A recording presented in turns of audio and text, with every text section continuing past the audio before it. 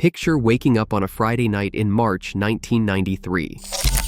The weatherman had been talking about snow for days, but this was the South, and snow did not happen here. Not really. Then you heard it, a roar like a freight train. The walls shook, the windows rattled, and somewhere in the darkness, the Gulf of Mexico was rising, rushing inland, swallowing everything in its path. This was not just another storm. This was the storm of the century. And before it was over, it would touch 26 states, kill more than 300 people, and remind 120 million Americans just how small we are when nature decides to remind us who is really in charge. If you lived through March 1993 on the East Coast, you remember exactly where you were. You remember the snow, the wind, the darkness when the power died. And you remember the silence afterward, that strange, muffled quiet when the world had been buried under feet of white. This is the story of the weekend America stood still. The signs came early, but nobody wanted to believe them.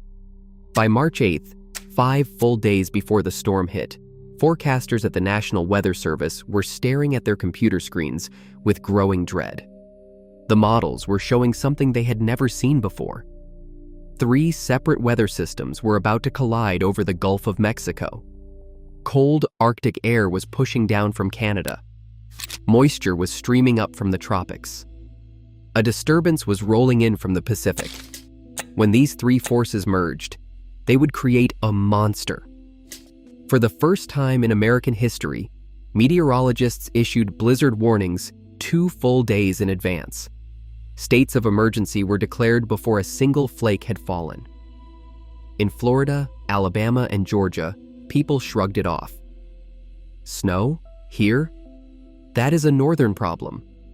We will be fine. They were not fine, not even close. Thursday came and went. The sky was blue. Temperatures in the 70s. People in Knoxville, Tennessee, wore short sleeves. Kids in Atlanta played outside until dark. In Florida, tourists packed the beaches, soaking in the March sun. 2 days. They had 2 days left of normal life. 2 days before everything changed. Friday, March 12th, started like any other day. But by afternoon, the sky began to darken. The barometric pressure dropped. If you were paying attention, if you had a barometer on your wall or an ache in your bones that told you weather was coming, you felt it. Something was wrong. Something big was on the way. And by nightfall, America would understand.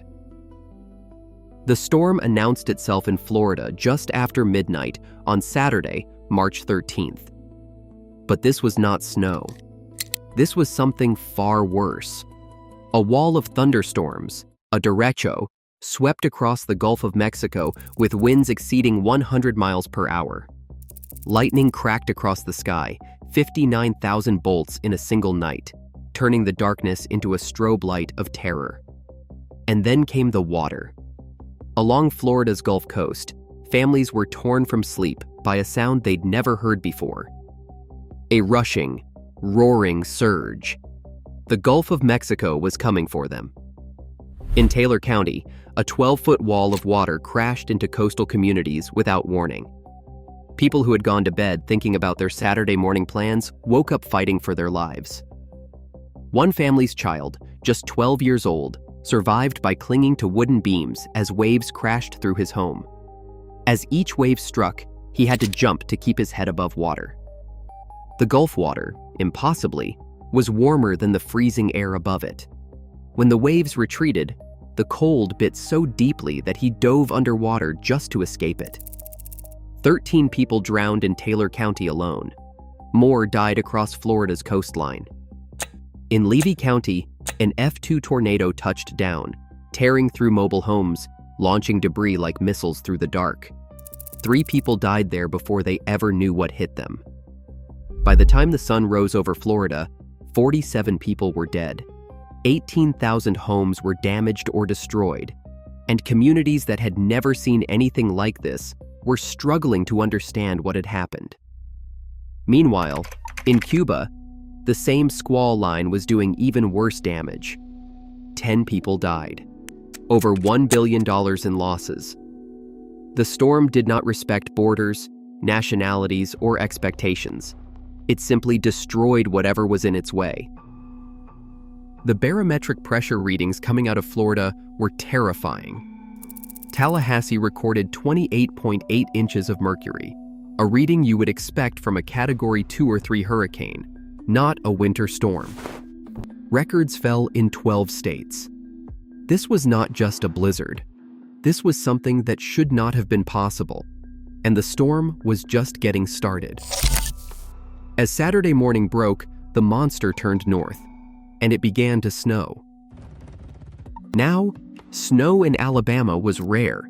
Snow in Georgia was a novelty. But what fell that weekend wasn't a dusting. It wasn't a few pretty flakes to admire from the window. This was a burial.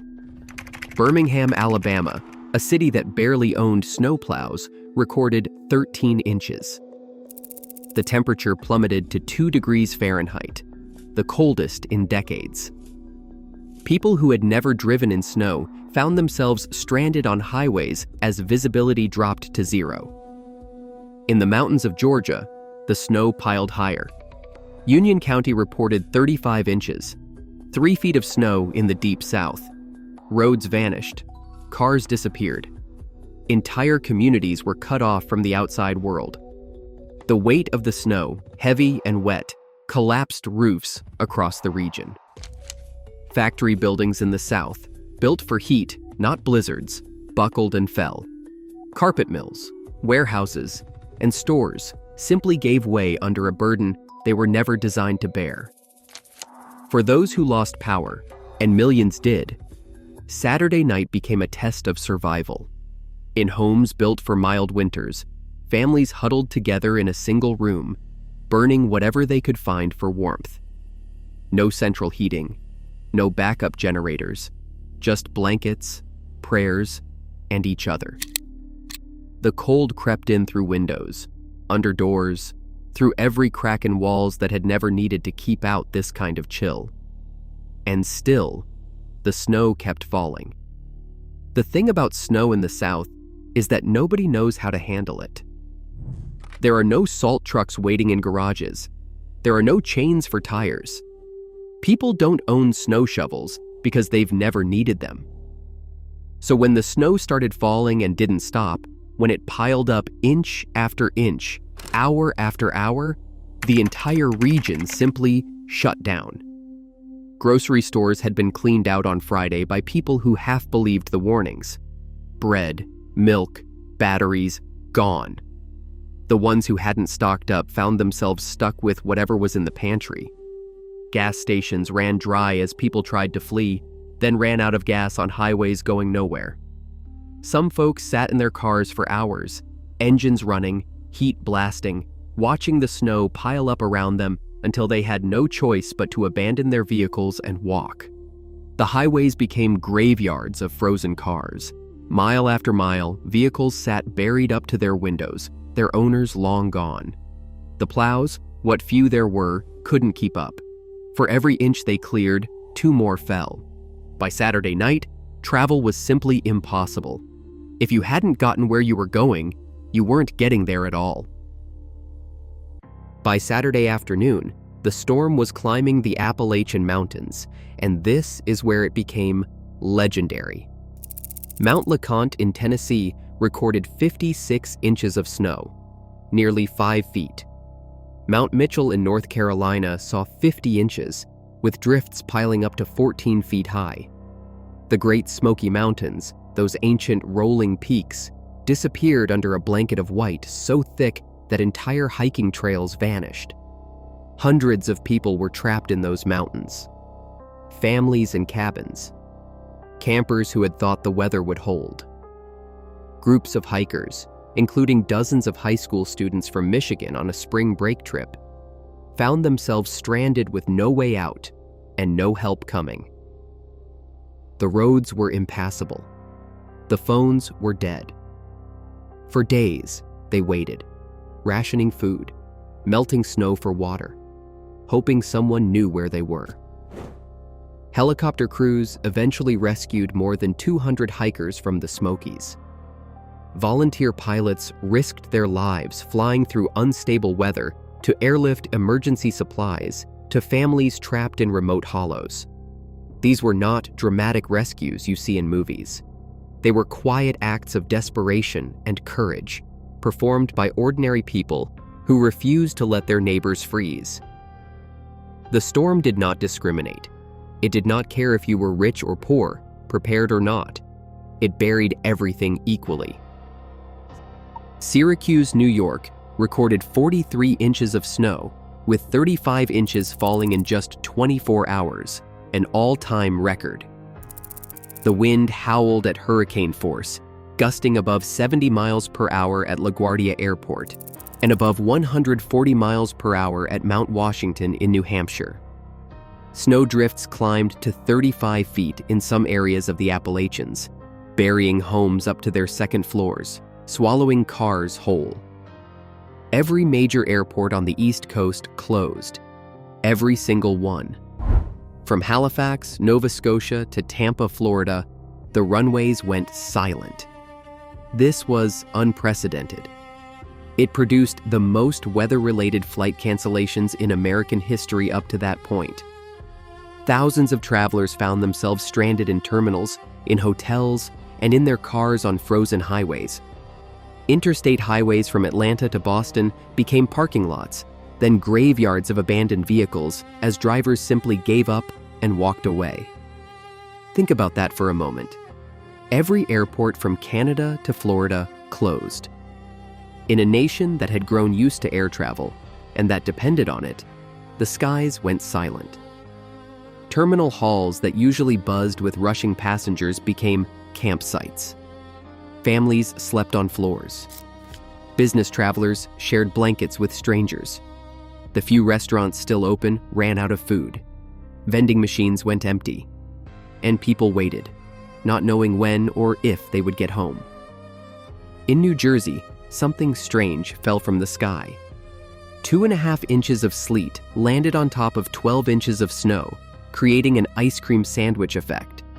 The sleet formed a crust so hard you could walk on top of the snow without breaking through. Beneath it, the powder was still soft, making digging nearly impossible. Cars sat encased in ice, their doors frozen shut, their engines silent. On Long Island, the storm surge did not just damage homes, it destroyed them. At least 18 houses fell into the sea, their foundations undermined by the relentless pounding surf.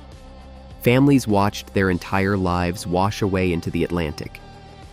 The Outer Banks of North Carolina fared no better. 200 homes became uninhabitable in a single weekend. Some slid down cliffs, others simply filled with water and never dried out. In Virginia, the Lancerlot Sports Arena collapsed under the weight of the snow. A Lowe's store in Christiansburg crumbled. Across the region, buildings that had stood for decades could not take the pressure. The structural damage was catastrophic.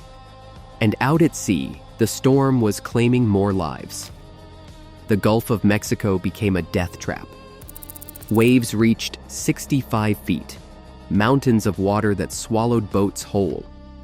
A 200-foot freighter sank 70 miles off Fort Myers, Florida. The Coast Guard launched its largest rescue operation in memory, deploying over 100 planes, helicopters, and boats. They saved 235 people, but 48 more were never found, lost to the cold, gray depths of the Atlantic and the Gulf. For those on land without power, and there were 10 million of them, survival became a daily grind. Power outages lasted 1 to 2 weeks in some rural areas. Crews could not reach downed lines through the snow-blocked roads. In the mountains, electricity did not return for 3 weeks. 3 weeks of cold nights, of cooking over fires, of waiting and wondering when the world would start working again.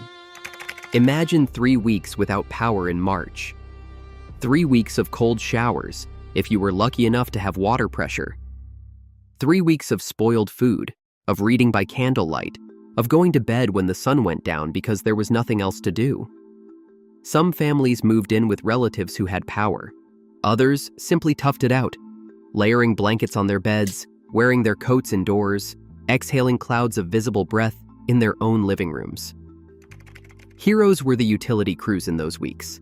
Linemen from states that had not been touched by the storm drove hundreds of miles to help. They worked 18-hour days in bitter cold, climbing poles, splicing lines, restoring power one house at a time. Nobody asked where they came from. Nobody cared. They were angels in hard hats, and every time a light flickered back on in a darkened neighborhood, someone wept with relief. Most of the storm's deaths did not come from drowning or freezing, though many did.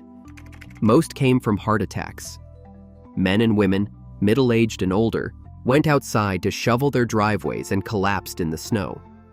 Their hearts simply could not take the strain. In neighborhood after neighborhood, the same scene played out.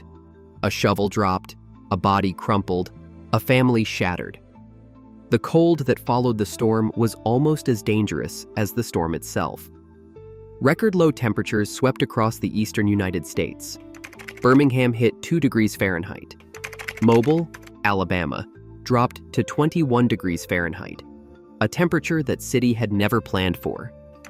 Rochester, New York, fell to -4 degrees Fahrenheit.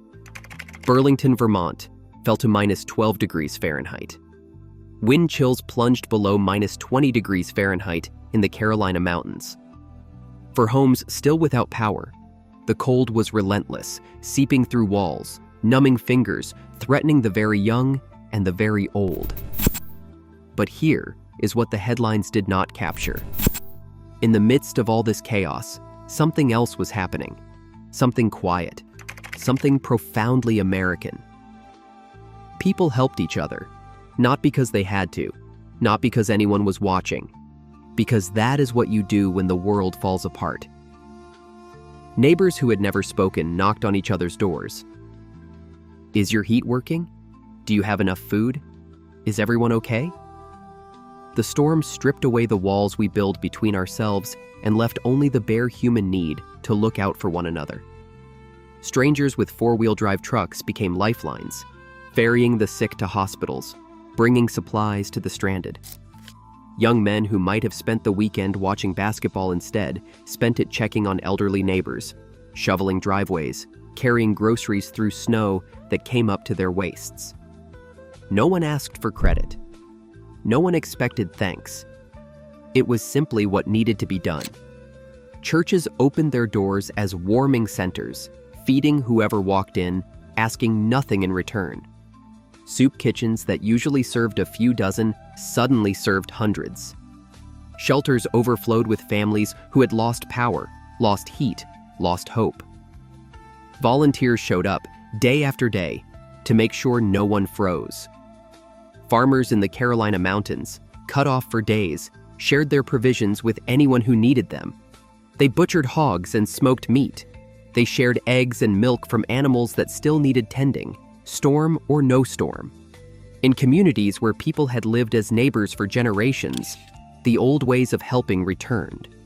No questions asked, no ledger kept. Just neighbors helping neighbors, the way it had always been done.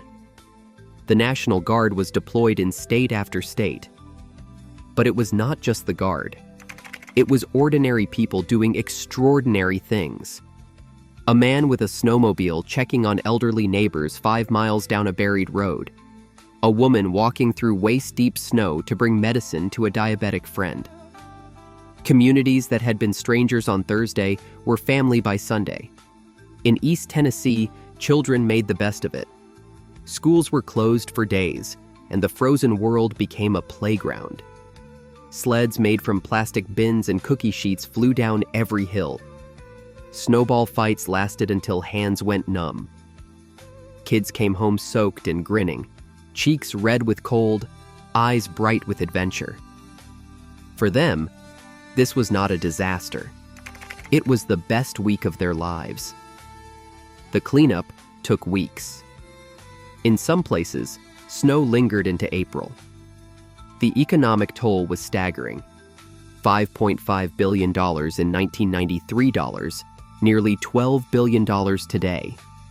It remains one of the costliest winter storms in American history. The human toll was worse. More than 300 people died. Countless more were injured. Families who lost everything they had. But the storm of 1993 changed things. Cities that had never needed winter emergency plans created them. Building codes in the South were re-examined. Forecasting technology improved. The storm that caught so many off guard became a lesson. And the next time the models showed a monster forming, people listened. For those who lived through it, the blizzard of 1993 is not just a story, it is a scar. It is the weekend they learned that nature does not care about your plans. It is the cold that crept into their bones and did not leave for weeks. It is the neighbor who showed up with a shovel and stayed until the job was done. If you remember the storm of the century, you remember the fear. That moment when the lights went out and you realized you were on your own. But you also remember the warmth, not from a furnace, because those were dead, but from people. From strangers who became friends. From a country that, when it was pushed to its knees, got back up together. The snow eventually melted. The power came back. The airports reopened. Life returned to something like normal. But the people who survived that weekend never forgot it. They could not. Because the winter of 1993 taught America something important. Not about weather, not about forecasting, about each other. That when everything freezes, when the lights go out, when the snow piles so high you cannot see over it, what gets you through is not technology. It is not preparation. It is your neighbor. It is the stranger with a truck. It is the church with the open door. The storm of the century took so much, but it also revealed something we sometimes forget, that underneath all our differences, we still know how to take care of each other. And when the world turns cold, that warmth is what saves us. Were you there in March 1993? Did you live through the storm of the century? Drop a comment below and share your story. Hit subscribe to keep these memories alive. If this brought back something you had almost forgotten, share it with someone who remembers. These stories matter. They are our history. We should never let them fade. Until next time, stay safe out there. And remember, no storm lasts forever.